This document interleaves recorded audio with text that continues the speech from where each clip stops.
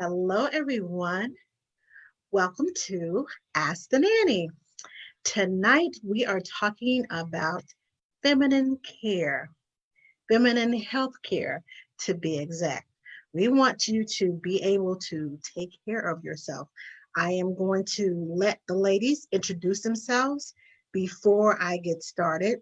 Um, I will get started and then they will join the conversation. If you have questions, please feel free to add your questions to, excuse me, in the comments.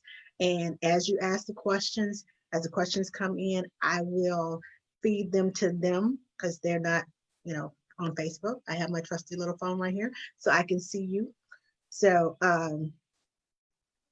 let's get started. Amber and then Ashley, would you please introduce yourselves and your specialties? Yeah. After you, Amber. Yeah. Okay, perfect.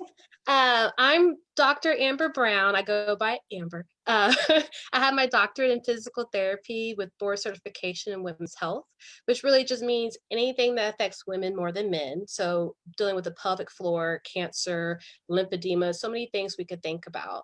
I'm also a certified lymphedema therapist, a yoga teacher, and a self-care advocate. And a financial coach. Nice. Really? Yeah. Let me talk to you. Yeah. I could tell my story about how I got into that because of healthcare later on, but yeah. Okay. That's so awesome. Yeah. Awesome. Well, thank you. My name's Ashley Safone.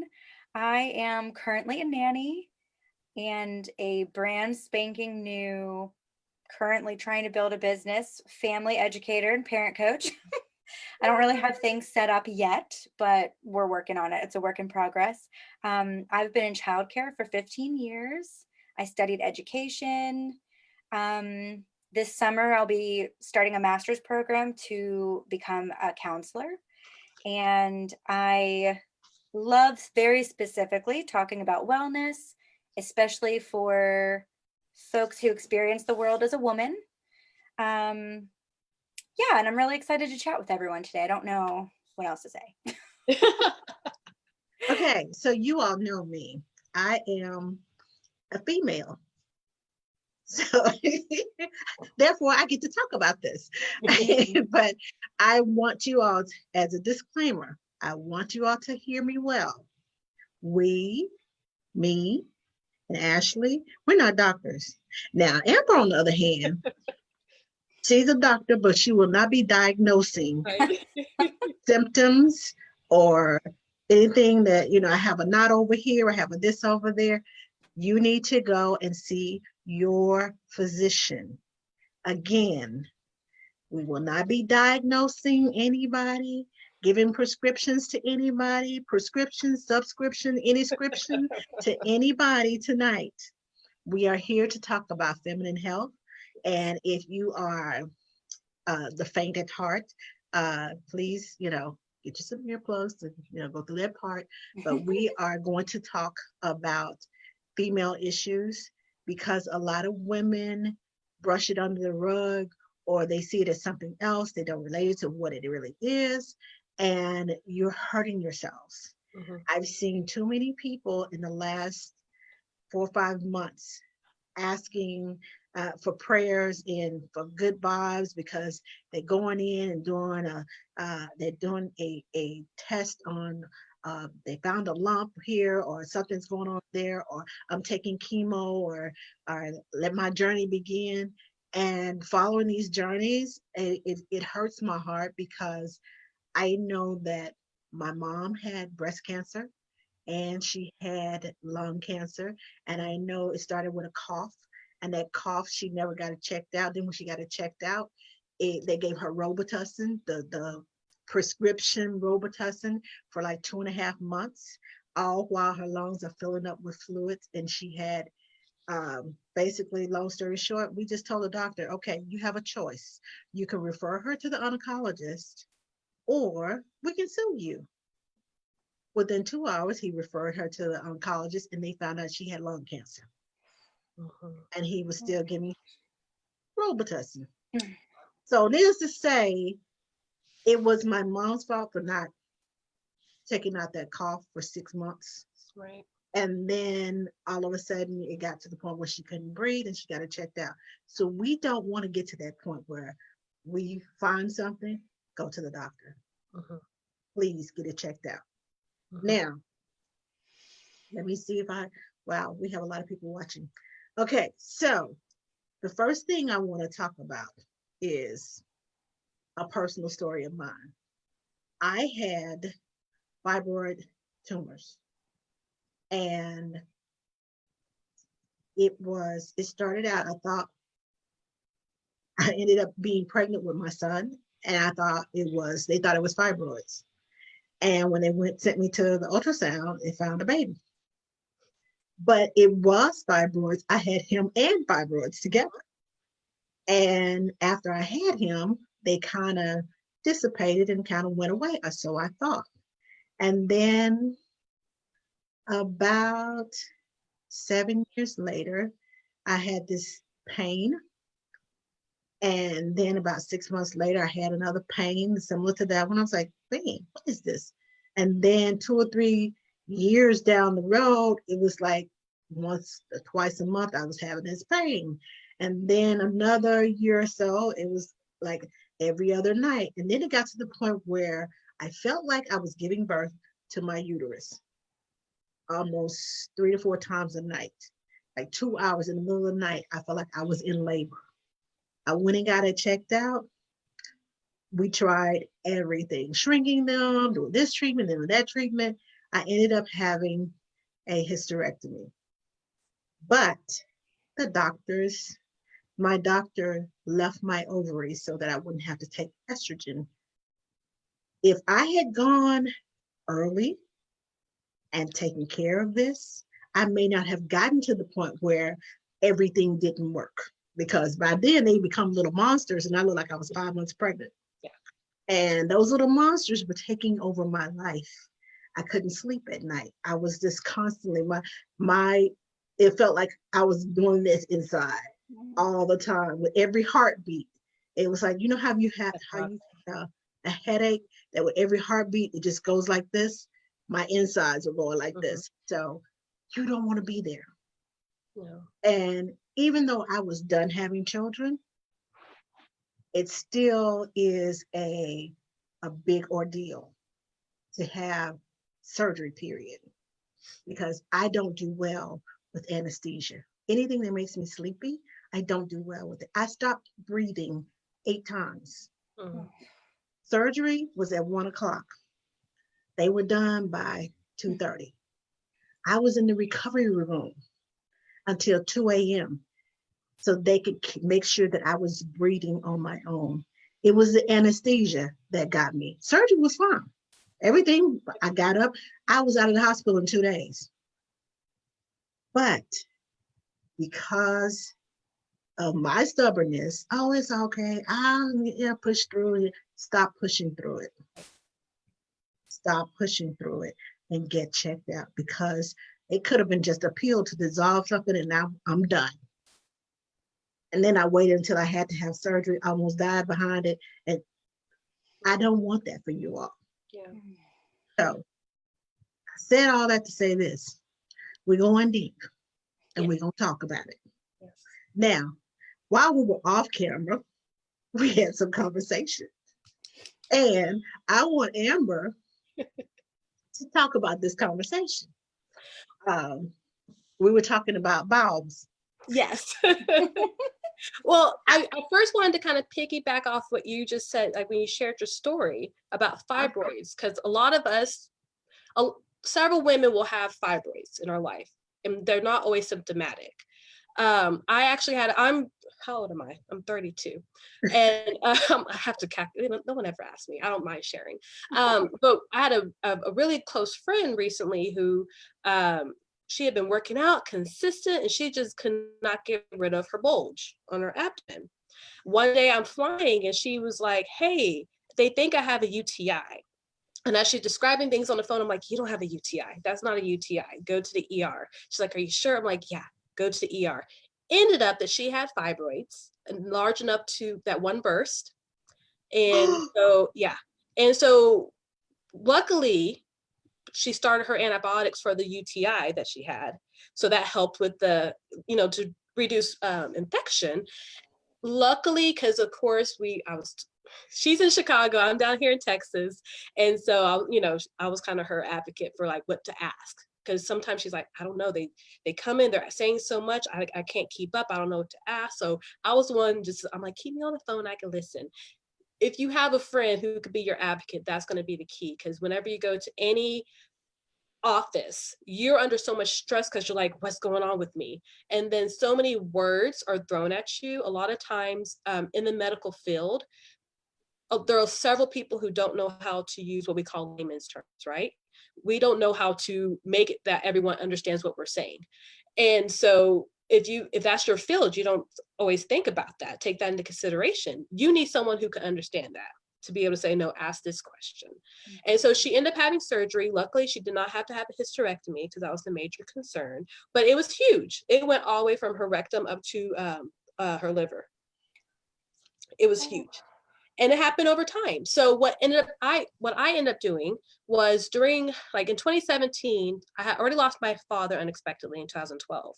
2017, I unexpectedly lost my mom. So I was under a lot of stress and I gained weight.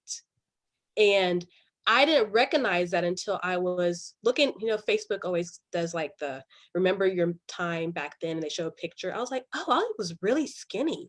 That was a short amount of time in which I gained weight. So I would keep doing different things and I wasn't quite losing weight. So I would just said, when I went to my annual, because I go to my annual, everyone needs to go to their annual exam. I requested for them to do an ultrasound. And it's a vaginal ultrasound. And I have a bunch of fibroids. Mine are asymptomatic, but it's one of those that I now have a baseline. So I do suggest that people, if you can, if your insurance covers it, or, ask how much it would be out of pocket, see if you can at least get in the clear. Because then you have those questions about when your menstrual cycle does come and you're having a lot of pain. Is it due to the fibroids? Or did the fibroids excessively grow? All those things can help reduce the risk of surgery and help manage it. So I just wanted to piggyback on that because I know you, like you mentioned, your stubbornness kicked in. Yes, it does. But I don't, like I said, I don't want it. And I guess we don't know things we pick up things from our parents and from our friends, people that we trust. Right. And I guess me, because my mom had breast cancer first, and she was no problems. They did a mastectomy, no problems. She didn't have to go through chemo, nothing, for 11 years.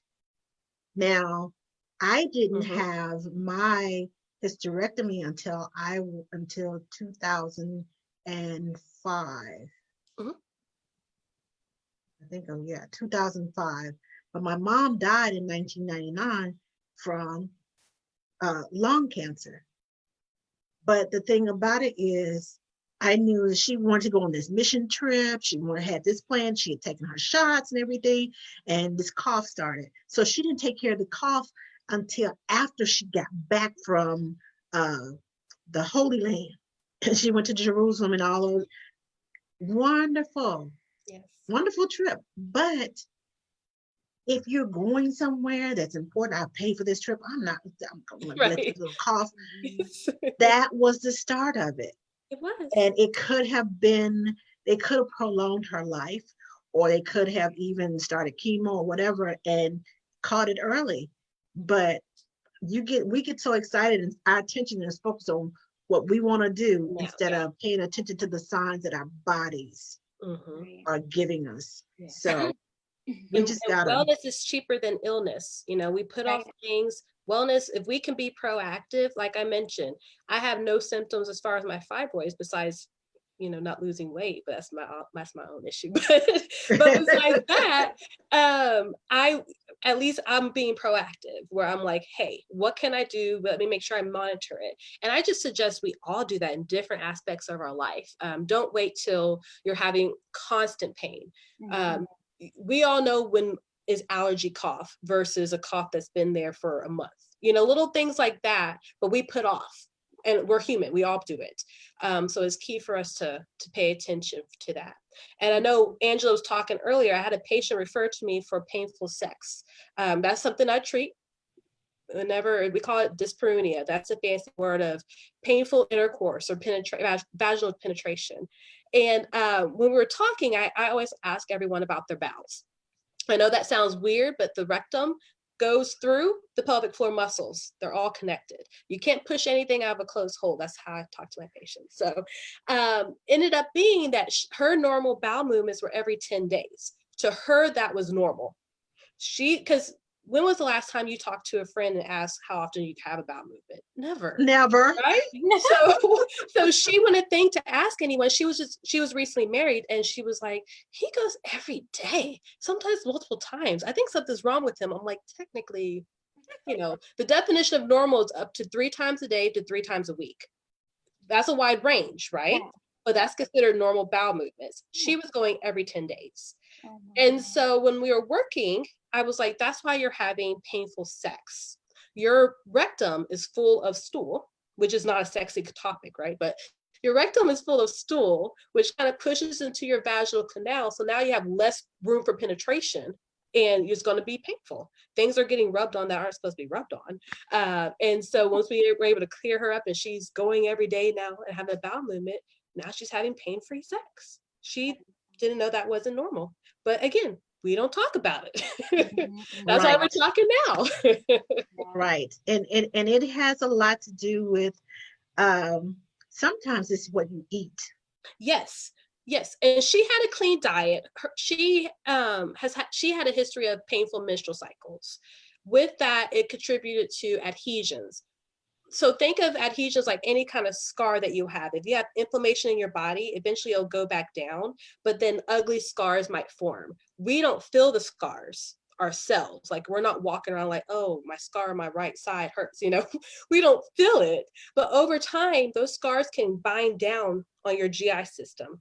So your GI system can't work the way it needs to, and your GI system slows down. And so she was healthy, good diet, but it was the scarring that slowed down how her GI could help push everything out. So she was backing up. So it's kind of like a drain. And you know what a little curve is in the drain? And the hair gets stuck in there, and it goes through the hair, and it keeps going, and then some more hair comes down, and it's getting more and more congested, and then a little bit of water, and all this water is up here, and it's slowly going. And then here comes some more hair, and it closes down a little bit more, and then you got this, why isn't this water draining? And it's going. And then here comes, you wash your hair again, and all of a sudden it's closed up. Yep. Nothing can pass through. So where's it going to go? It's going to go back up. Going back up, you're going to look bloated. And a lot of That's people, I can look at their abdomen and they'll say, I'm fat. I can look and I'm like, that's not fat. That's inflammation. Fat feels different than inflammation, and it looks different for how you hold it in your abdomen. So a lot of us with our stubborn belly fat really dig deep into diets, look into that, because oftentimes your GI system's telling you something. And unless you're having diarrhea with that the closed hole, as far as the sink that you're talking about, only loose things can go through that. Only water can get through that clogged pipe with all the hair, right? So same thing with the GI system. If it's not as wide and open as we're used to, only liquid's going to come through. And who wants to have diarrhea? Nobody, because it's so unpredictable. All right, Mr. Ashley. So this is bringing up for me a lot. So I learned 5 new things in this small amount of time we've been talking.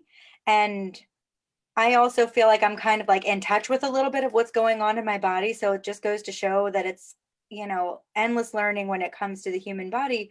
But also, it wasn't until I was like an adult, which I say is like, I'm still not sure about that. But, in my adult years was when I really started to learn true things about how the body works and how your bowel movements are supposed to work, and that you're only supposed to even have, you know, 3 a day to 3 a week. Like, and that is a wide range. Holy It Lord. is. But, Yeah.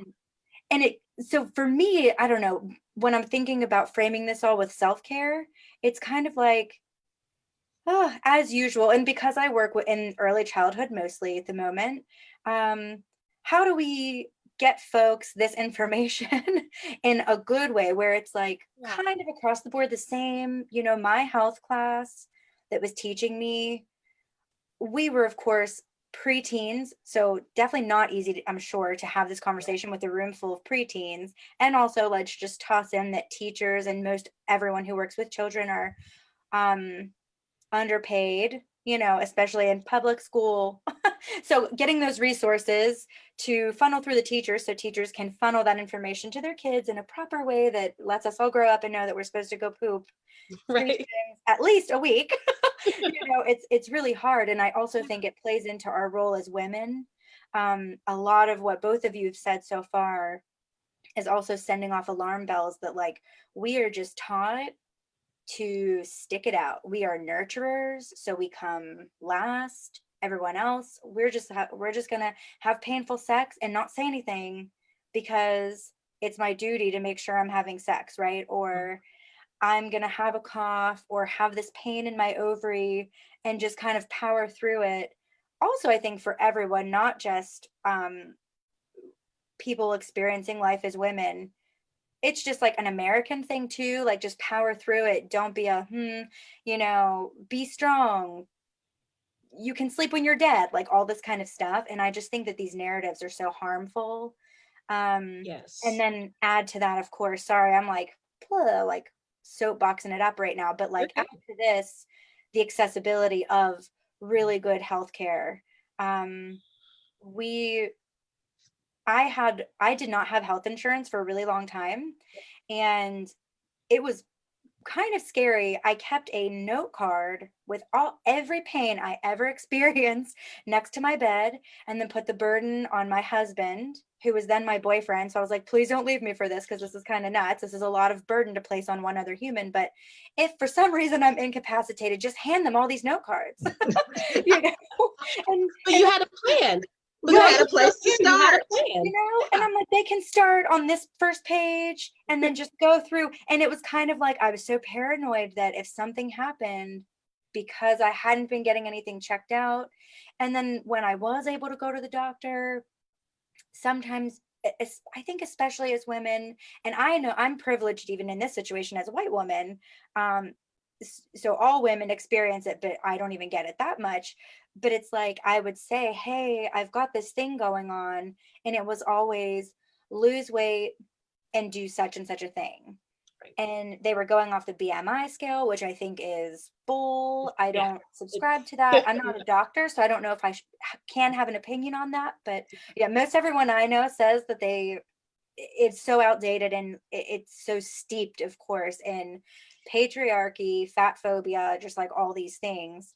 And so it's kind of like, I don't know, I feel like we're almost set up for failure to live in I know I'm lucky to be able to say this in a country and not have anything happen to me. Right. Right. Well, you know, but our country is kind of like sending us off the deep end a little bit. And now we've got to wander around, try to navigate how we're going to find proper care that we can afford, that isn't going to put us into debt, among all the other things that we need to do that puts us into debt. And then the information we get in our like formative years isn't even that strong.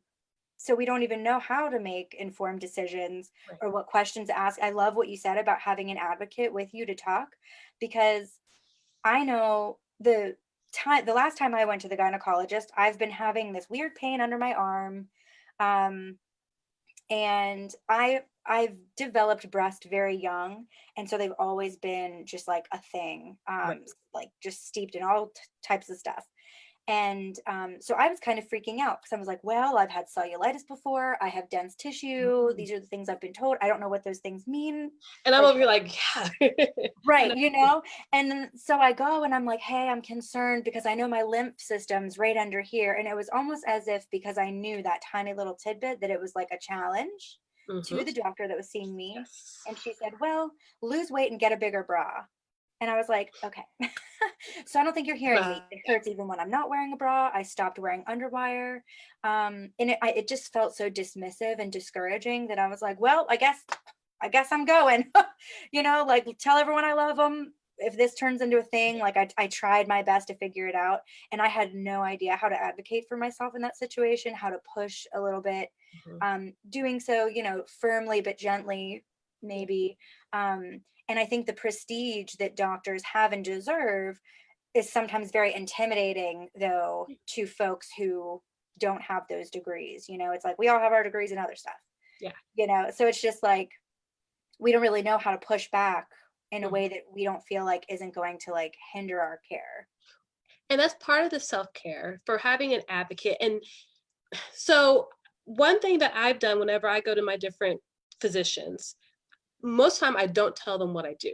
I don't let them know I'm in the medical field until that conversation comes up, because I want to see their people skills, right? So if you make me feel comfortable as the patient without you knowing that I know what you're talking about, I'm going to be able to direct my other patients to them, because I'm like, they have good bedside manners. If you're ever with a physician who feels like they're like really pushing you and you don't ever feel like you're never heard, that's part of your self-care. Because if you're with someone who's supposed to be following you and listening to you, now don't get me wrong, burnout is real. So sometimes if someone is just not paying attention to you, you don't know if it was a really busy day for them or what. But as part of our self-care, we really need to be a good advocate. I suggest people write down things. If they're in a discussion with me, I'm like, okay, what are your questions? Write this down so that you don't feel intimidated when you go in with your healthcare professional, because you won't forget anything. You have your list of things to do and talk about. But when you're mentioning healthcare or health insurance, that's one reason why I went into my private practice, because I had so many patients who could not afford me at another facility that I had no control over the finances, even sometimes with insurance, because it was considered hospital based, which that's a whole nother thing that people need to make sure that they understand what exactly all the terms are for health insurance. Like there's a difference, you know, someone can accept your health insurance, but if there's a deductible, that's a whole nother discussion. Oh my gosh. A whole nother discussion, you know, but being able to have those finances that, you know, you need to get your axilla or your armpit taken care of. But I have people who will say, oh, I put it off for 5 years. I had my kid. I started leaking urine 5 years ago. It's been getting worse. I'm having to constantly change my panty liner, or I have to always wear absorbent pads. I can't work out and jump anymore because there's leakage, but I can't afford a visit. So I'm just going to leak. And not, you know, and I'm kind of like, let's talk about this. Let's work something out, because I need you walking around. With me being in this field, I'm aware of what urine smells like. And some people may think that they're hiding it. They're not, you know, which of course, I'm never going to tell someone you smell like urine. I'm never going to do that. I want everyone to feel comfortable. But that's part of our self-care. Well, I'll have so many people say, oh, my mom leaked urine though. Okay, that's your mama. Like, why are you accepting that for yourself? You know, because if anyone living as a man was leaking urine, they are in my office quicker than any female. I'll put that out there right now. Well, women can hide theirs better than men can, because we have all these products made for us, and the little powders and the sprays, and I'm gonna come back to the powder, but we can hide it better. But I think of it this way: as parent educators, and most nannies are, because we work with the families and they ask us, well, what do you think I should do for this child? When something happens to that child, If they get a fever, the first thing we want to do, take them to the doctor. He's got this, this is the symptoms. He got this, and this. Tell the doctor this, tell the doctor that. We writing it down, sending a notepad to the doctor with the mom to get that baby checked out because it's urgent. Let's get it done. That baby doesn't need to be sick. Well, guess what? Your body deserves the same attention that you are writing down stuff and telling it. Be sure you tell the doctor this. Be sure you tell him that. Be sure you tell him, and don't you let him tell you this is this and that's that, because that's not what's happening. There's a difference. And we are so busy taking care of our charges, taking care of our babies, making sure that we write down every little detail of the symptoms that they have. He had a red dot here first, then he had a blue dot here, and then he had a yellow one over here, and then the little a cloud started raising over his head, and then he got a fever, and then fire was coming out of his ears. And you writing all this stuff down to take to the doctor so mom and dad can take it to the doctor. The same goes with you. Right. You get a little twinge over here, and then a twinge lower, and then 2 or 3 places lower, it's twinging again. And then all of a sudden, all of them hurting at the same time. Well, guess what?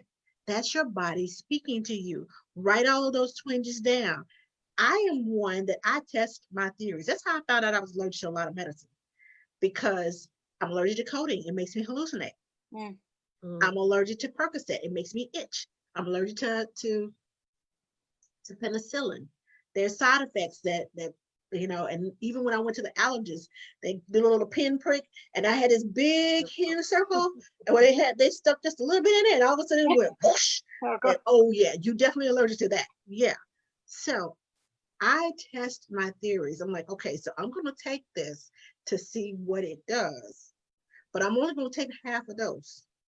That's how I learned I was allergic to anything that says may cause drowsiness. I can't take, because I'm drowsy for 2 or 3 days off of one pill. I can't work with children and that one pill. So I find homeopathic ways of doing things. I have looked up fruits and vegetables that are high in antioxidants to help flush out my body. I have looked in fruits because I have problems with my eyes. I eat a lot of carrots and sweet potatoes, which is good for your eyes. Because my mom and my grandmother and so many of my aunts had breast cancer, I eat a lot of watermelon and tomatoes. And by the way, tomatoes should be eaten cooked because your body absorbs them better, because it has lycopene in it, which helps to fight cancer cells in your breasts. So there are so many things that you can do to help yourself without going to the doctor. If you feel like I just can't do it, I can't do it. Find things that will help you to dispel what's going on until you can get to the doctor. I'm not saying don't go to the doctor. Right. I am saying there are small things that you can do. Your back is aching, ice pack. Heat causes inflammation. And, I didn't know this. My neck was hurting. I'm putting heat on it, and didn't know that it just started swelling and swelling and swelling. And the more it swells, the more it cuts off that circulation to my nerves. And I'm basically paralyzing myself. Didn't I know it? I just know it was getting fine for a minute. And then I was like, oh, well, if it's fine, let me leave it on there a little bit longer. I'm killing myself. I didn't know this.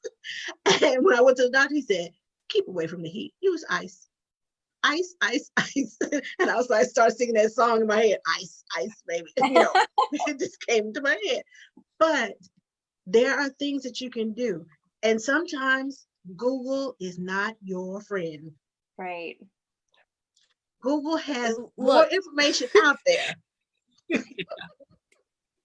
I know you want to let's be for real. The people who write the most on Google about different things, I'm all about people sharing their story. I am. But most of the time, people who share their story aren't exactly what we call the easy cases, like the typical, So some people go to the extreme of things out there. Not saying everyone, but some people do. And you have to know yourself. Right? So, yeah. So going back to pelvic floor, everyone thinks like, oh, everyone has to do a Kegel. I'm like, no, that's actually the opposite of what most people need to do for certain things. But Kegels are what's out there, or different products that people are sticking places that I have my Don't personal need to be opinion in about. there. Yeah, that thing. Yes. But I'm like, I have a whole personal opinion about it. But, and it's not that I'm against it as a medical professional. It's just one of those things where I'm like, your body can heal itself. You don't Right. have to buy all these special products in order for you to heal. You just need to know how to heal, but yeah. So, but those things are easier. Just like we were talking about earlier about the panty liners or the absorbent pads. You see those commercials now that they make those cute diapers, whether the cute Depends diapers, and I'm like, A okay, diaper. who is looking at your underwear in public like that? But but they have the money to be able to promote that. So yeah, we're going to think, oh, that's just what I'm supposed to do for the rest of my life. Right. So yeah, Google is not the answer all the time. Go and speak with someone. I always offer, free phone consults so I could direct people to the right direction. There's someone out there, even in your area, if you're able to call, if I have to direct you to say, call this person, they'll be able to direct you to local physicians, because we all know who are willing to work with clients' finances. Like, don't just take yourself out the hope that I can go get treatment from someone. Talk to someone. There's someone out there who can help direct you. Don't Yes. always self-treat. Right. Advocates. And self-treating, it is, like I said, I'm allergic to a lot of things. And I know this because of trial and error. So I know, don't try this, don't do this, don't do that. This will help, that will help, this will help. And I have found that even vitamins, there are vitamins that make me sick. Yep. Because it's like you take the vitamin, it says take it with a meal. I take it with a meal, but it doesn't say on there that it's time released and that in 3 or 4, couple of hours, it's going to start weighing on you, that power burst is going to come. And I literally gag because it's like, I need to get this out of me because it is too strong for me. I can't handle this. Either that or I will carry crackers with me or something I need to eat to balance off this medicine in my stomach. I know that I don't do well with medicine on an empty stomach. So even the vitamins that I take whole food vitamins because you can take them on an empty stomach. It doesn't bother my stomach. It doesn't bother me to when I take them because it's made from food and not from some man-made, they put it together, here's a vitamin, here's the minerals and all this other stuff, here you go. And it's supposed to make energy and all this stuff. Yeah, but you have to know your body and what your body can tolerate. The self-medicating stuff, don't do it. Get some direction from a doctor. And sometimes Auntie so-and-so, girl, let me cook you up this potion. And we were growing up, we had this, and I had an aunt do that to me. And I was highly allergic to whatever was in there. And my face started swelling. And I was like, and she's like, what's wrong with your face? And I'm like, uh-oh. And I went to the doctor. Sure enough, I'm allergic to it. She said, well, what did she put in there? I said, I don't know. So whatever it is, and they gave me Benadryl. And that's when I found out that I cannot take Benadryl. Just a simple dose of Benadryl.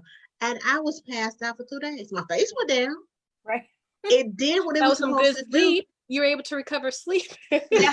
Yes. But knowing that my body can't take the Benadryl, even though I needed the Benadryl to counteract allergy that was getting to the point where it was cutting off my throat. So it's like one after another.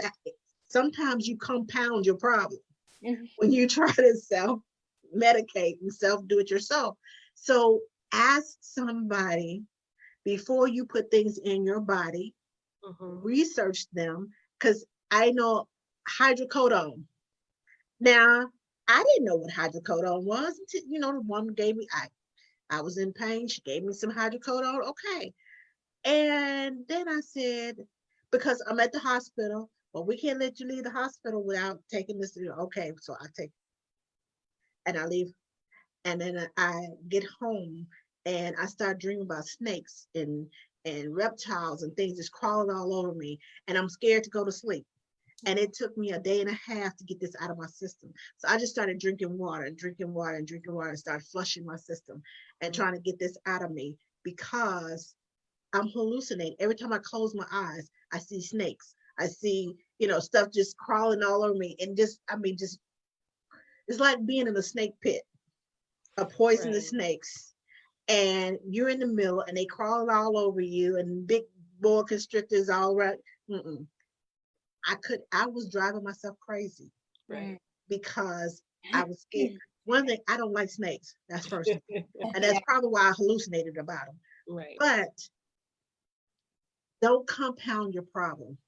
When I looked it up afterwards, it contained codeine.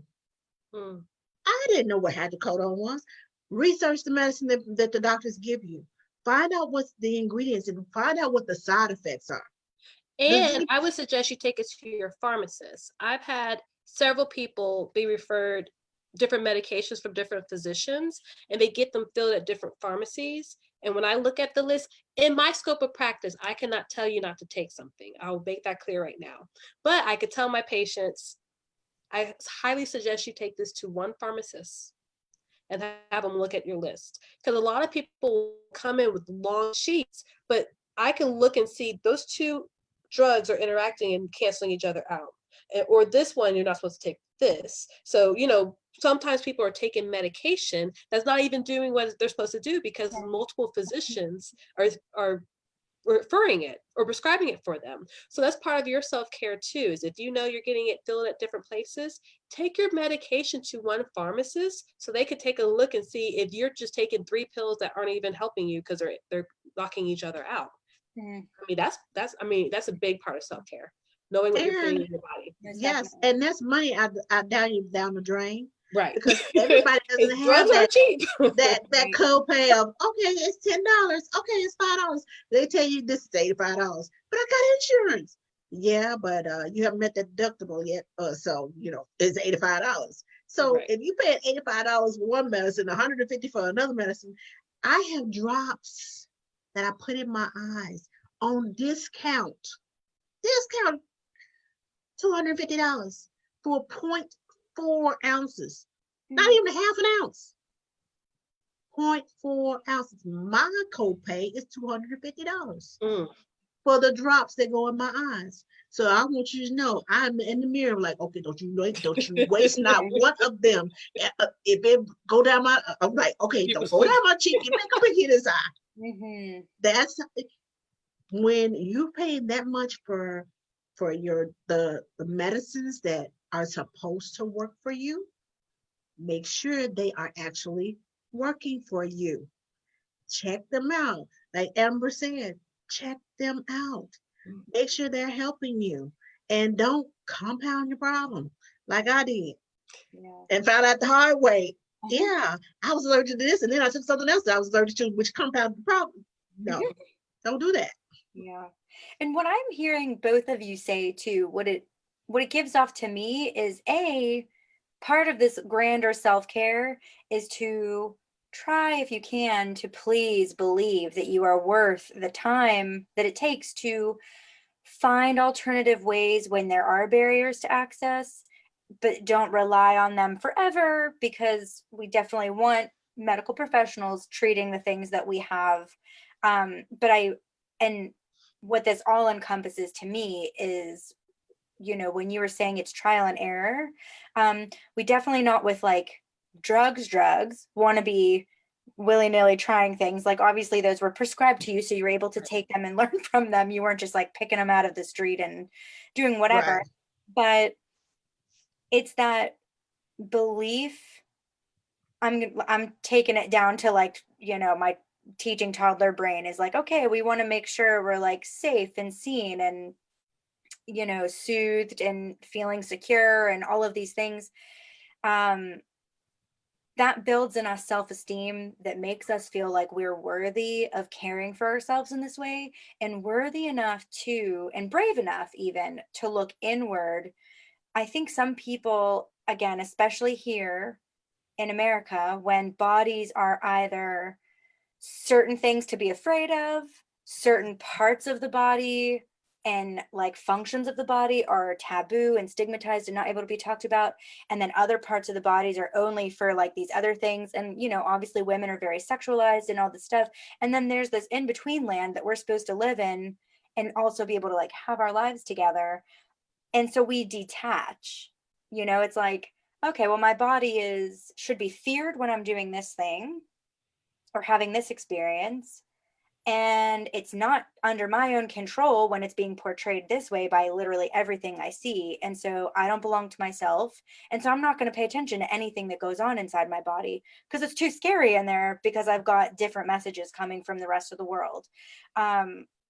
It's this part of it is something I learned studying yoga, especially, is how detached from our own bodies and our body functions we can be.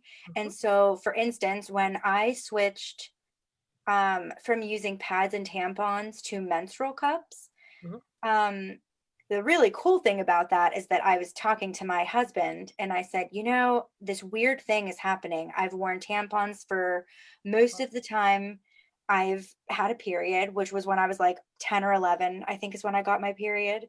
And he Googled alternatives for me. And I was just like, hey, I'm just going to offhand tell you this thing, write it on my index card.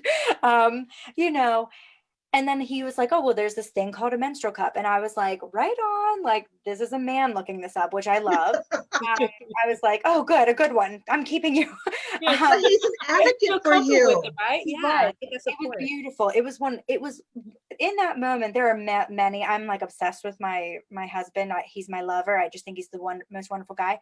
But this was one of the things that I was like, okay, he is not afraid of literally anything that I'm ever going to experience, which is really refreshing because it hasn't always been that way, And also, you're not taught, you tuck your pad into your sleeve and you run to the bathroom and Yeah. you when you're opening it up, because just God forbid we People have to know you're on your analyze that. cycle. And somebody Right. else knows that I have the same problem that you do. Exactly. Oh, I remember in 5th grade, my friends would come, they would really show up for me, a whole coughing attack, 5 girls at once, just so I could change my pad. And I was like, I want friends like this forever. But it's like, then I started saying, hey, I changed to a menstrual cup. And it was like, oh my God, ew, from so many people that I was like, I don't know. And so that's where this detachment thing comes from, where I'm just like, we are so, not all of us, maybe all of us, probably all of us in some ways, because of the society we live in, but we're just so afraid of our own bodies that really, again, believing you're worth it enough to look inward, trying your best to feel what you're feeling without being scared. I know that's so hard, especially for those of us who've experienced varying types of trauma. So I would never say to a person, oh, just start doing this thing, when of course I have no idea what their relationship with their body is. Right. But staying curious about yourself, in my opinion, can be one of the deepest forms of self-care, especially Yes. for caring individuals, again, because we're caring for so many other people and we have to model that. And I think both of you touched on that already, that we're modeling for the people in our lives what worthiness looks like too. And so even on my worst days, when I'm definitely like nothing I experience matters because I've got to take care of this, and this, it's like someone I love is definitely watching me, and I would flip if I found out they were neglecting themselves, and I would talk to them, with all the gentleness and compassion in the world. You are totally worth taking care of yourself, all these things. And we're not taught to talk that way to ourselves. We're not taught to take ourselves that seriously.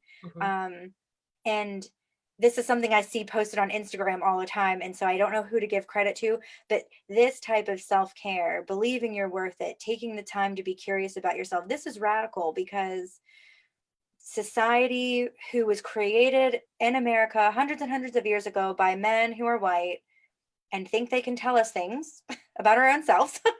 And I'm not, like hashtag not all men. I know they're not all terrible, but we are swept up in the same systems, and most of us are not part of the richest beings on the planet who can literally afford to just get all the new livers and kidneys and uteruses that they want. That's not an option for us. And so really seeing ourselves as worthy of care, I think, will help us begin this like new world that I think a lot of us are hoping for, where we don't have to suffer in silence or suffer in small groups, just like we're all worthy, we're all born with a dignity to be able to try and live a happy life, and taking care of ourselves is one of the ways to get that. Especially with all the misinformation out of there. Sorry, my brain goes like this when I think. You're fine. And calling what you're saying, caring for the caregiver is so important. And caregiver can mean so many things. Caregiver can be a mom, a daughter, a sister, aunt. Like for me, even my patients, caring for the caregiver means so much. And if we don't see the importance in us, kind of like when they mention always about putting your safety mask on first in case of emergency on an airplane, right? If you're struggling, which I see so often in my clinic, where they're like, I have to reschedule because, so-and-so needs to go to soccer, and this person needs to have this, and this person needs to have that. But I'll put myself on the back burner. Make a connection with yourself. I see it often, even with moms after like cesarean sections, or if there's anything like mastectomy, if we have a new incision somewhere in our body. And you mentioned this a little while ago, Ashley, how we kind of neglect ourselves. We act like that part of our body is no longer ours. We disown it. I'll have so many moms come in who never look at never even touch their abdomen anymore after cesarean. Where if I'm asking a question, because I need to know about, how did this incision heal? How's their bladder? All these things. They're like, oh, I don't know. Oh, it's been numb for 5 years. Oh my gosh. Okay. Like that. We need to address that. But so often we don't put ourselves first. And then we forget that surgery that was major. Cesarean delivery is a major surgery. Having a vaginal delivery is major. That's a lot of stuff happening to your body at one time. And I joke with my mommies and say, if you had knee replacement surgery, it's never thought of that you will never have any kind of rehab, because it's a major surgery. You need to strengthen your muscles and relearn how to walk. So why do we accept, as you're talking about, Ashley, just the society we live in, why do we accept, oh, I have a new human that just came out of me in any kind of way, came out. Yeah, right. And I'm supposed to take care of this human. It depends on me. And I'm supposed to just not ask for help in any kind of way. I'm a mom. I'm supposed to do this. In other cultures, because it's expected. It's society is expecting you to. You're a mom. Your body just did what it's supposed to do. Go, girl. Get busy. But people don't remember, because I will have some people say, "Oh, back in it's so natural process. We're supposed." I'm like, but we live in a different society now than we did as much time as y'all are quoting in the past. Right. And women are surviving for longer periods of time compared to there were several, early deaths when people, how we used to live. Right. So I'm like, we're in a different society.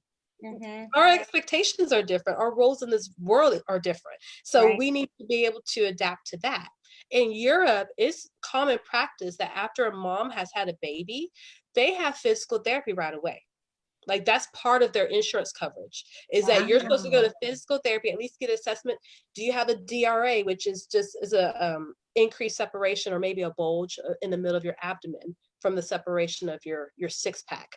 But you get that checked out. You get your pelvic floor checked out. We do assessment for posture with breastfeeding. We do so much to minimize your discomfort in other countries. Here, you get it if you're lucky enough to have an OB or midwife who agrees. Okay, ladies, we have a few comments. Okay. I'm going to go down the list and read. Lucretia says, hello, ladies. Meecha says, good night, ladies. Shannon says, hey. Hey, Shannon. Deidre says, hi. April Swain says, hi, ladies. Theresa Clark says, hello, everyone. And Deidre said, yes. I don't know what we said back then, but she agreed. She said, yes. Okay. Shannon said, yes, we all need an advocate for sure. I guess we were talking about an advocate. And Shannon also said, she said, I call my period Freddy Krueger. And I always said he was trying to murder me.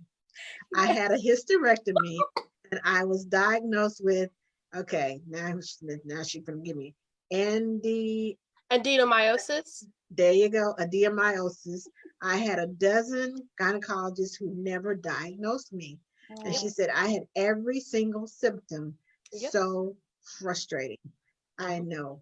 And that's again going to the right specialist. But we as clients won't know who that is, unfortunately. Right. We don't know. We're dependent upon you to tell us. I will point people to it, to the right person. Right. But unfortunately, you don't know that you're not getting treatment unless your gynecologist tells you, I don't know. Mm-hmm. Right. So Susan said, thanks for doing this, Angela Johnson. You're welcome, Susan. I'm just trying to make sure we all in this together. We all healthy. Deidre says mental health too is important. Yes. And that we need to keep up on that too. Most definitely. We do. Definitely. Revi says, hello, ladies. And Patti said holistic. I'm coming right back to that, Patti, holistic, because that's my last topic for tonight. And Susan says, treat yourself like a friend. And Deidre said, and don't feel bad for asking for time off to go to an appointment. Preach. Say it again. Take lunch. Yes. Say that again, Deidre. Yes. Say it again for the people up top in the nose section, the ones in the back, and the ones who weren't paying attention when you said it. Take time off. Yeah. I always tell my parents, you are responsible for your backup. Mm-hmm. I am human, not a robot. That you push the button and ding, I'm gone. And then when my batteries run out, I go back to my home, I recharge. Well, guess what? That robot runs out of energy too. And it needs to be recharged. We are human. Yeah. We are not programmed to just run, recharge, run, recharge, run, recharge. Sometimes our bodies take time and not just 1 hour on the charger. Mm-hmm. And we can never really catch up on sleep. There have been several studies that even if you take a Saturday where you sleep all day, your body never really catches up on the sleep that you lost previously. So take time to listen to your body, recover, sleep. Right. Yes. Susan says, treat yourself like a cherished friend. Yes. There's a difference between just a friend and a cherished friend. You're right, Susan. There is a difference. And Susan says, posture help for breastfeeding sounds smart. It really is, because you can break your back leaning over and trying to catch that. And the child doesn't care as long and your neck like this, and you try to you're on your phone, you're breastfeeding on your phone, and that's not good for your neck, which oh no. And even for nannies, when you are feeding the child, I have started grabbing one of those breastfeeding pillows, the boppy pillows, and I put it up under my arm, because I'm sitting here and I'm holding. And babies are big now. They're coming out bigger than they used to. I'm like, that baby's a new one. And then if you are feeding that baby and that baby's getting bigger over time, and you're there over time, and you still having to feed that baby a bottle, 15, 20 pounds, and they taking their sweet time about eating, and you're stuck in this one position it hurts up under there. Mhm. Mhm. Because you're I, going to use your muscles instead of if you bring baby to you with different support pillows or anything, stack them and bring Right. them up so your back supported, then you're not having to use your muscles, your upper trap, which is probably why your neck was hurting, by the way. But your upper trap having to hold the baby up all the time, yeah, you get because you hunched down and you don't Mhm. realize, okay, I got to hold it like this. And you And got the bottle like this. And so you're like, okay, both your shoulders are up here around your ears and you're like this. And you're like, okay, so, and then I don't you're know, as a holding that nanny, position like 15 minutes. This is right, not a yoga pose. right. This is not a yoga pose. But I know as a newborn care specialist, it happens 4 or 5 times, during the day, overnight. You're like this and you're holding. And especially with a newborn, you got to stop, you got to burp, and then you got, oh, here we go again. And they slowly fall asleep. Okay, baby, wake up, baby. Come on, eat, baby. Now for your as because obviously I'm not a newborn specialist, but do you practice switching arms as if you were breastfeeding? I do not. And I Because should. if you think about it, you're using the same arm over and over, that's going to fatigue it. So I mean, besides, yes, when you're breastfeeding, you change for the breast, but that means you're not using the same arm over and over again. If you're not breastfeeding, if you're only bottle feeding, we go with what's normal for us. So that's something Okay. else to keep in mind. See, Switch it this up. is why I bring a pad and a pencil. That was last week's notes, part of them. This is why I bring a pad and a pencil, because when I learn something new, I'm always Right? writing it down. Yeah. So bring Which baby to you and switch arms? arms. Which Yeah. arms, like you breastfeeding? Yes. Even though that is one of the best. That's one of the best pieces of advice I have gotten. And it's so simple Like because I'm a literally, body worker. My role is to help you with movement and function. And if I go and assess what you're doing in a day to day, I could say, oh, watch how you're lifting, or something as simple as this, switching sides. Your neck's going to be feeling different soon. yes, Mhm. yes. And I've also noticed that some changing tables are lower and you're bending over, and a newborn goes every hour or so. Mhm. And they eat, sleep, and poop. Yep. And if you're bending over a period of time, it's going to start affecting your lower back. Yes. And stretches, I always stretch. Hmm. My chiropractor gave me stretches to do with my neck, and I'm not going to show you because I don't want Yeah. y'all. No, not this one. No. I do my stretches for my neck. I do my stretches for my lower back. I do my stretches for my hips, because your hips can get out of place too when you're carrying a baby on the side or on this side, and it's you're right. I'm right-handed, so I carry You're them on on the this left. side because my hands got to be doing something. I got to find the pacifier. I got to get the bottle. I'm screwing the top on the bottle with one hand. Got it like this. Okay, and we find ways, and we're holding the baby like this. And I know now that I need to switch, because I feel it when I'm holding that baby. It doesn't take long for me to feel it right up under my arm, because those are the muscles that are being clenched down. You almost have to go to the gym to work out these muscles to hold the baby. You don't have to go to the gym. You have to do strengthening exercises to build up your support muscles so you can hold these babies. The babies are strong these days. They're heavy. Oh, Yeah. and they like, and younger, some of these young babies, they're getting all flip floppy, and they turn their head, like, wait, hold on, where you going? I'm expecting, okay, you're newborn, I can hold you right here, let me reach over here and grab this, and next thing you know, that baby's flipping, you like, so sudden movements can cause your back to go out, your neck to go out, your hips to go out, whatever to go out. It is self-care. And I always, and in the wintertime, I'm not so good at this, but I try to go to the mall and walk after I get off work, or sometime during the day, I'll come home, take a nap, then go to the mall, walk, and then come back, take another nap, shower, and then go to work.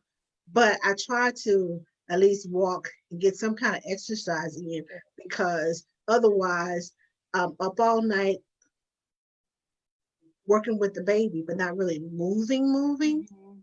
And sometimes in the middle of the night, okay, I'm on my phone, which is hurting my eyes. And then, okay, well, how about a snack? Let's just, and before you know it, I bought a bag of chips. Okay, this gonna last me 3 days. Before you know it, wait a minute, what happened to the rest of those chips? That was supposed to be 3 days. Now I've already eaten them up because you're not paying attention. You're just, eating because it's Silence. something to do in Not the being middle of the night. Mhm. It's what? You're not being intentional, or Right, Yeah. it's the mindfulness of it, that Yep. connection for why are you eating? Mhm. Do you exactly. know why you're snacking at that time? Mhm. Right. And it's not that I didn't eat before I came, because that was the purpose of eating before I came. So I wouldn't be snacking overnight. Mm-hmm. But then parents say, well, we got this in the cabinet, we got that in the cabinet. Well, that looks good. I need to try that. They said I could have that. Okay, let me go try this. Mhm. Mhm. And what else do you want in the house while you're here? And then you fall into that trap. Well, I like this, I like that. And then we'll go buy everything on your list. Right. And then well, they bought it for me. I got to eat it now. Sure. Yeah. Oh, that brings up such a good conversation too about some of the power dynamics that go on between employers and their caregivers. Maybe that's a chat for another day. But Right. it just popped into my brain. I also love too what you both are saying about like intentional intentional movement, going to the mall, doing your stretches, especially as women. And again, from my experience also as a caregiver who has to wrangle, wiggly toddlers and hold little babies, and you don't realize how much strength you have in your finger when you're holding up like a newborn's head so that they don't like flop around. It's like, I'm amazing. And then we're also like, oh no, like I'm shriveling into nothing. Um, but I think that when we bring back, since this is all about self-care and that's what we're talking about, intentional movement, and being curious, figuring out, like if you're hungry for chips, eat your chips. I think that's great. Like I think if Yeah. whatever you're doing is what you're doing. But I know for me, when I get into that space, it's like buffering, especially when I'm like, oh, I should be doing something. And then I'm like, okay, well, a girl's got to eat.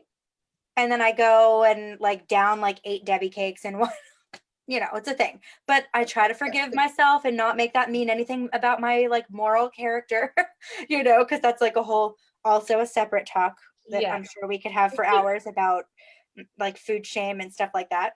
But having those intentional movements, that is another act of radical self-care in my opinion, because it's like, oh well, in order for something to be intentional, you have to believe that it's worth it to do it, and you have to you have to carve out the time to do it. And even supporting us as folks who experience the world as women, especially those of us with traditionally female parts, I'll say, just to like my I mentioned before that I kind of blossomed at an early age, and I have like a permanent slouch now because it just never occurred to me. Why would it when you're 8 years old? That like, oh, well, I better like strengthen my back so my Yep. boobs don't weigh me down. Yep. And it only gets worse when you're tossing babies on your hip. And after 15 years, like, my back is just like, like this because Mine too. it's my right hand is stronger. That's the one I know I can be sturdy with. And so these intentional movements, not only for mental health, and one of the viewers mentioned the mental health piece as well. And it's like, yes, mental health is so important. Mine is so strong. It's so powerful. It's Yeah, it's it the is. driving And force. when you move intentionally, however that looks, it helps your mental health. And then when you're checking in with your mental health, it helps your body. And I don't want to get too woo-woo because I don't know, different strokes for different folks. But for me, I subscribe to, energetic bodies, and things can manifest physically when we're not checking in. And I think that when we're talking about self-care, these things really do come up, like staying curious and trying different homeopathic alternative ways for soothing yourself when things don't feel right. trying to find regimens that support the type of activities we have to do. I stopped doing yoga for like 2 years after this experience that I had. And I just finally started doing it again. I haven't done it every single day since the beginning of the year, but doing it every few days is better than 0 days. And I can already tell a difference. And I think it's one of those things too, where like yoga is such a fad, and it has been for so long, that everyone's like, yoga cures everything. And I'm like, no, but it's true. So like thank everyone who invented it and poured their research and hearts and souls in their own bodies into figuring it out, because I get to benefit from that greatly, having done basically nothing. I just get to do it, and it's like I'm so grateful for that. But it really is, and it's like helping my brain, and it's helping my body, and my core is getting stronger. And I'm like, okay, I still have a toddler who, the beautiful little soul that I nanny, he is over half of my body height. So I'm only 5 feet tall. So it is hilarious when I'm carrying him around, because he is like kicking my knees. But it's getting a little more easy now that I'm looking inward and saying, okay, well, if my back's hurting all the time, it means that something's a little crooked and all that kind of stuff. And I guess what I keep like repeating, kind of, so my apologies, but also thank you for hearing me, is when we look inward and pay attention, and then try, even if it's the smallest thing, if you're a person who's experienced tons of trauma and you had to detach from your body to stay safe, if it's accessible to you, try to find a therapist or someone who can maybe work through those things. You don't have to be alone when you're doing that, so that you can reconnect. Because again, we're modeling this for the people we love. We need to stay here for as long as we're going to stay here, because we each have a reason to be here, And so I got this numerology reading done once, and the woman who was doing it said, your destiny is non-negotiable. And I was like, oh my God. And I just kind of like lost it, because I was like, oh, she's right. It isn't. I have to just do these things. And like, we're meant to be here. And so we're worthy enough to stay and Yes. find the help, and you don't have to be alone. It's part of the reason why I wanted to start my own coaching business. And then after, I'll be working towards becoming a counselor, is because it's just like, we're also parenting and living such separate lives. And it used to be a community of people doing all the same things. And Amber, you were touching on that a little while back too, saying, the things that they used to do back then are way different, and more people were passing on due to things that could definitely be helped with the things that we have available to us now.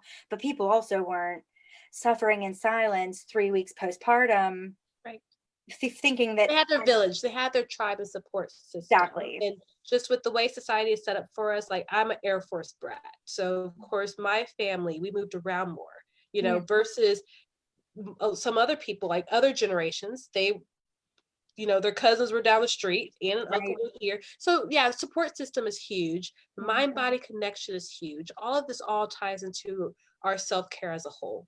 Find your tribe, and then make sure you know your baseline, your mind body connection. That makes a big difference for you being able to take care of yourself as a caregiver. And as I said before, many times before, if you have an accountability partner, and your accountability partner is checking up on you, don't just say, oh, I'm fine. Go deeper. Ask questions. And it may sound crazy, but ask them, how are your bowels? Yeah. Yeah. So, because the colon can hold up to 70 pounds of waste. I mean, it's just in there. And you know how garbage sitting in your trash can. Let's say fish, because that has the most foul odor that I can think of. You fried fish or baked fish or whatever, and you had to trim the fish and take the scales off, and you gutted it and everything, and you miss gourmet cooking. I'm gonna do this, and you put that in your trash can. And you went to work the next day, and something happened and you couldn't come home right away and you didn't get home until 2 days later, and you come in and what do you, it hits you at the door. It's And you're like, oh my God, I forgot to take the trash out. And you know how yucky and how stinky that smells? That's what's going on in your body. It is going on in your body. When you don't have that bowel movement, it continues to compile, and the stinky and the yucky and all that other stuff stays in there. and it takes a while for it to causes- recover still. When you take that trash out into the garage or outside, that smell can still linger for a while. Yes, you got to let up the windows and spray the air freshener. And, So it takes a while for that recovery. It's not automatic. You have to be kind to your system for it to remember what it needs to do. That's right. You So can't it's just still take it lingering. out and think the smell gone. Oh, look, I got company coming over. Oh my gosh, what am I gonna do? I love And you your got excuse. every fan in the house blowing, the windows open. It's winter time, it's snow on the ground, but you got the doors open, the windows open, everything, trying to air out the house. Well, that's what's happening on the inside of your body. Yes. You need to air it out. Mhm. And more than just every 10 days. Mhm. Yeah. I'm saying. So, ladies, do you have any? We have gone over. Sorry. No, I just read a I love comment that this says, topic. I'm sorry. I just read a comment that says, my poop is good. Nice. That sounds like I something could talk a about 3-year-old food would say. tea all day long. Yeah. But no, I just love being able to end with, for people, make sure you are your own best advocate. You know yourself. So make sure you actually take the time, even if it's this week, or set a goal for when you're going to sit down and just pay attention to what's your norm. When do you normally go to sleep? What's keeping you up? When do you tend to get hungry? Just know your baseline. So you're aware of whenever those changes are happening, that you can speak up and support yourself. Don't suffer alone. Even if you think it's something simple that you're going to bother someone, it's not someone's burden. It's no one else's burden. Share it. Share it. You're going to have your accountability partner, as Angela just mentioned. Share it with your accountability partner. Do not suffer by yourself. And that's how we really take care of ourselves, improve our quality of lives. We're not just living, we're enjoying life. And that's part of self-care. Yes. Yeah, I couldn't agree more. And I think remembering that it's worth it and that you were born with the worthiness to do this.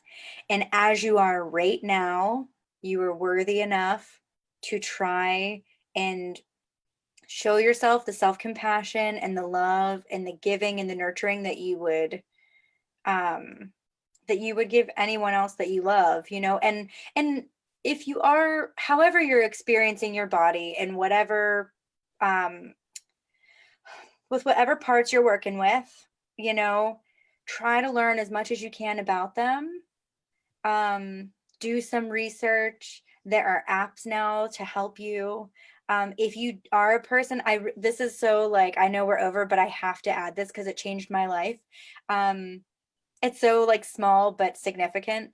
If you are a person who has breasts and you're wearing bras that have underwire, please, when you're going shopping for them, make sure that the underwire, I'm gonna we're just gonna be here.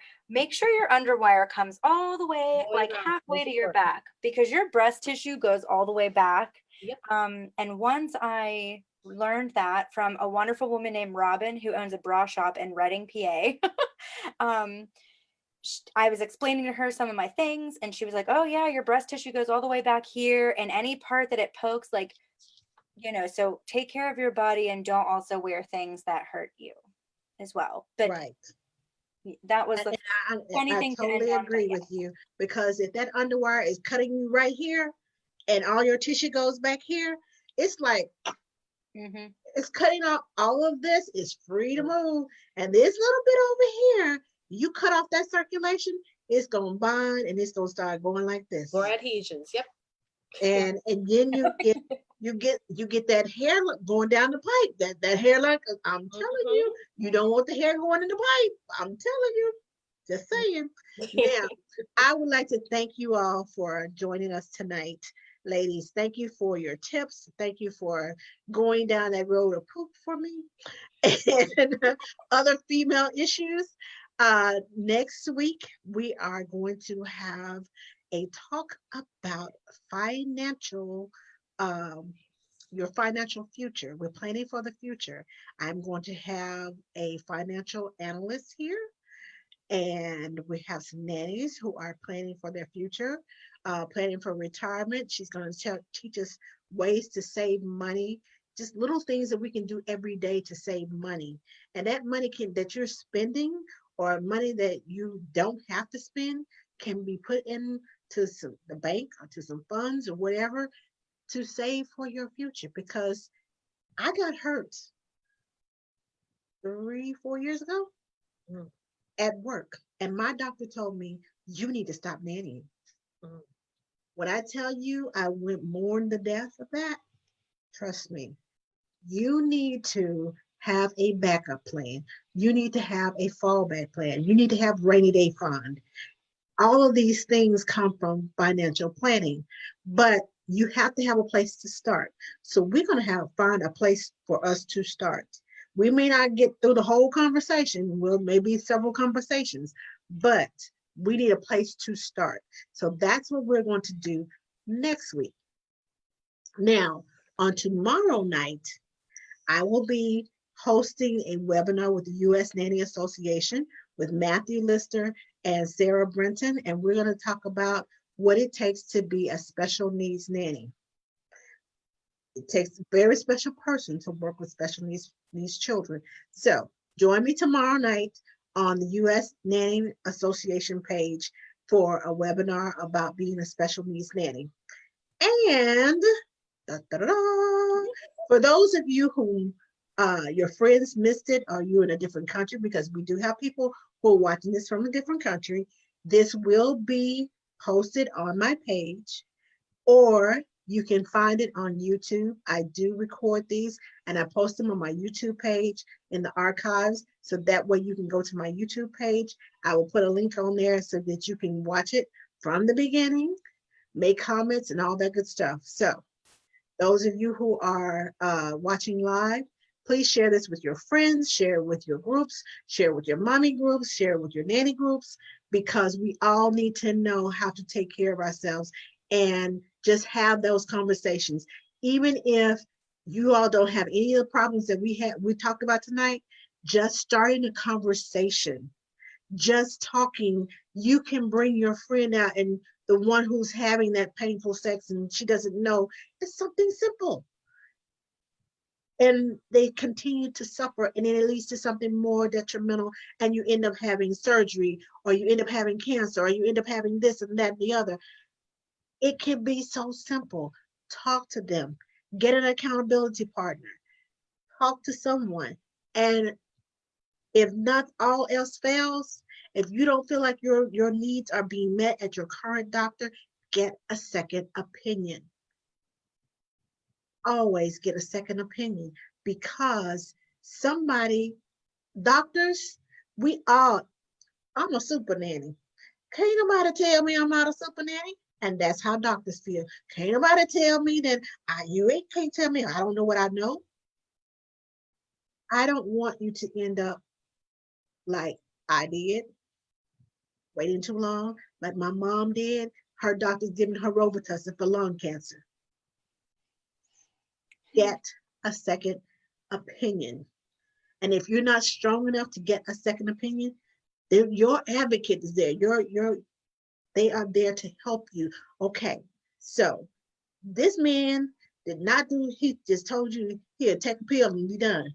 We going somewhere else. Be that friend. Mm-hmm. Be that concerned friend that talk your friend, let's go somewhere else. Listen to your body. Write it down, like Ashley said. Put them notes cards together. So when you go to the doctor, okay, this hurt me, that hurt me, this hurt me, that hurt me. Okay, so pick a point. Let's start. Mm-hmm. Be there for your friends. Be there, more importantly, for yourself. Be your best advocate for yourself. Now, I'm going to say good night. I'm going to get off my soapbox and I'm going to say good night. Thank you all for joining us and thank you for participating and for um,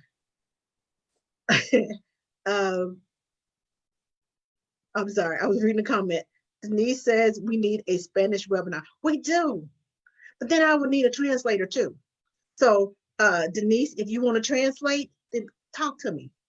Get with me, PM me, so we can have that Spanish webinar.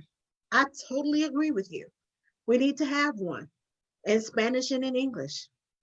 So if you speak English and Spanish and you can translate to me and you can translate for me, cool. Good to go.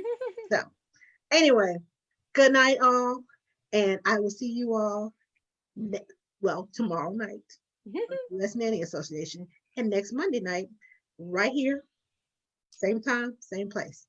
Thank you all. Thank you.